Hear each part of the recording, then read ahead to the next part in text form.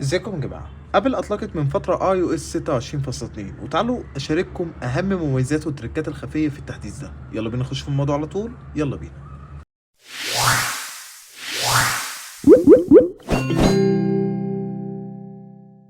اول حاجة لاحظناها في التحديث الجديد ان انت دلوقتي تقدر تعدل في شفافية الساعة.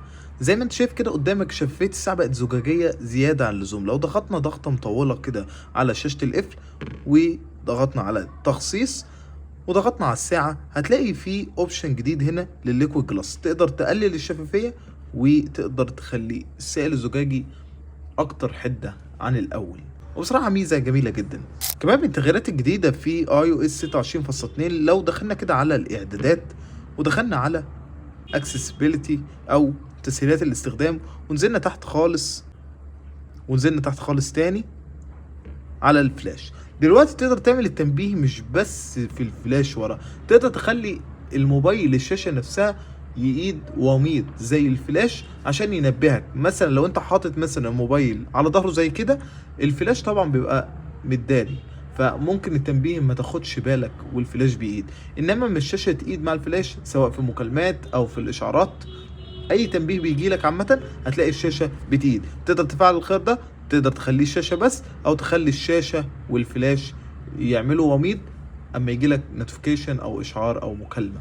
كمان لو رجعنا على اعدادات ودخلنا على عام الاير دروب، دلوقتي حصل فيه ميزه جميله جدا. دخلنا كده على الاير دروب هتلاقي مانج نون اير دروب كونتاكتس. طيب لو ايه فكره الميزه دي؟ ان انت دلوقتي تقدر تخصص كود معين للشخص بدل ما تضيفه في الكونتاكتس عندك او في قائمه الاتصال. يعني ما تضيفش رقم، ممكن تعمل كود وتشارك معاه الصور او الملفات اللي هتبعتها له عن طريق الكود ده، بس هو هيدخله وخلاص. هيفضل 30 يوم ما بينك وما بين الطرف التاني ده، هيفضل الجهازين عارفين بعض عن طريق الكود اللي انت هتكتبه او الكود اللي هتخصصه، عبارة عن 6 ارقام. حصل كونكت ما بين الجهازين وهتقدر ترسل وتستقبل ما بين الطرفين. كمان لو خرجنا بره كده وشفنا تطبيق ريمايندز او التذكيرات، لو دخلنا كده على التطبيق ده وضفنا تذكير جديد هتلاقي حاجه جديده اسمها ارجنت دي يعني عاجل. يعني انت مثلا لو ضفت تذكير جديد وحددت الوقت معين، فكره هنا ان هو بيعمل لك منبه للتذكير ده. يعني لو في تذكير معين لازم ان انت تاخد بالك منه، مش بس عباره عن نوتيفيكيشن، لا كمان يعمل لك تنبيه زي منبه. تقدر تفعل الميزه دي وبكده اول ما التذكير او الوقت اللي انت محدده ده هتلاقي ظهر لك كمنبه وتقدر تقفله عشان يفكرك بحاجه مهمه انت مسجلها مثلا، فيبقى عباره عن منبه مش بس نوتيفيكيشن او تذكير عادي. كمان تطبيق الباسورد حصل عليه تغيير جميل جدا. كنت في الاول لما تخش على سفاري وتخش على موقع وتدخل الايميل والباسورد والكلام ده، كان بيقول لك في الاول سيف باسورد، ان انت تحفظ كلمه السر ولا ما تحفظهاش. فانت لما كنت بتدوس نيفر كل ما تخش على الموقع ده، مثلا لو دوست مثلا ان انت ما تحفظش كلمه السر دي بالغلط، خلاص يعني انت كده خلاص الموقع ده تثبت ان هو مش هيحفظ كلمه السر. فانت كنت بتعاني ان انت الموقع ده عشان دوست بالغلط مثلا ان هو ما يحفظش كلمه السر، فخلاص للابد انت بتدخل كلمه السر يدوي كل مره.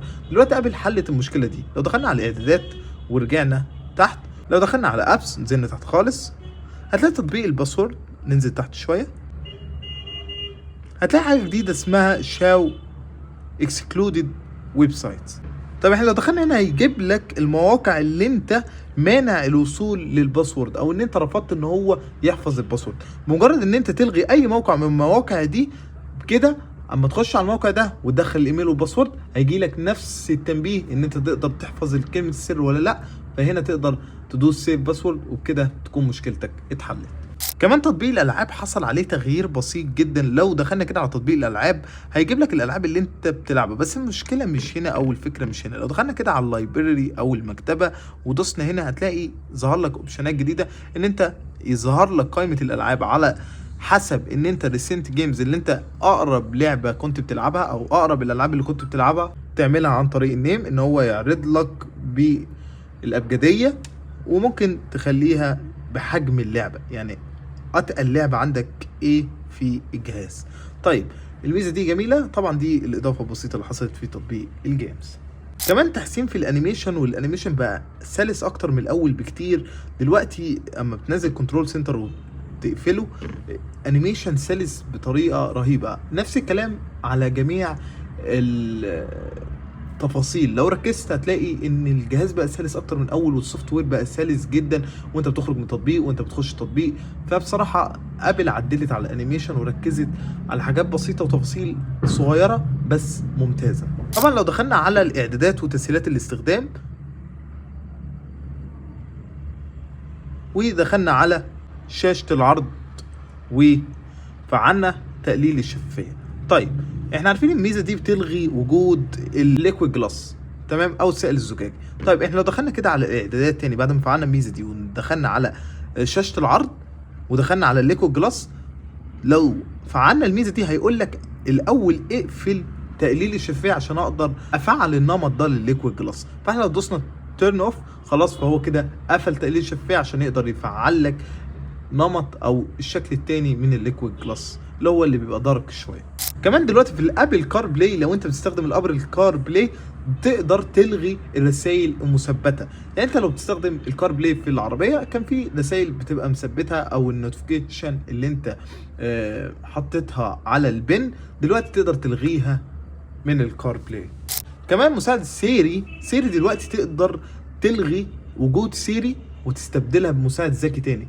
الكلام ده بس في اليابان، مش موجود في جميع دول العالم، هو بس في اليابان تقدر تستبدل سيري بمساعد ذكي تاني. زي ما انت شايف كده تطبيق الميزان بقى افضل من الاول بكتير.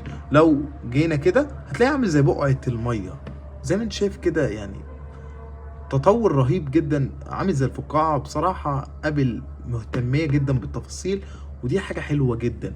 فنقدر نقول ان التحديث ده يعني ضاف لمسات بسيطه وفي نفس الوقت ضاف اوبشنات كانت مهمه شويه زي تطبيق باسورد، زي الفلاش والوميض اللي بيظهر من الشاشه، زي برضو ان انت تقدر تعدل من شفافيه او الليكو جلاس لشاشه القفل. اتمنى الكلام ده بس ما يكونش للساعه ويكون للنظام كامل.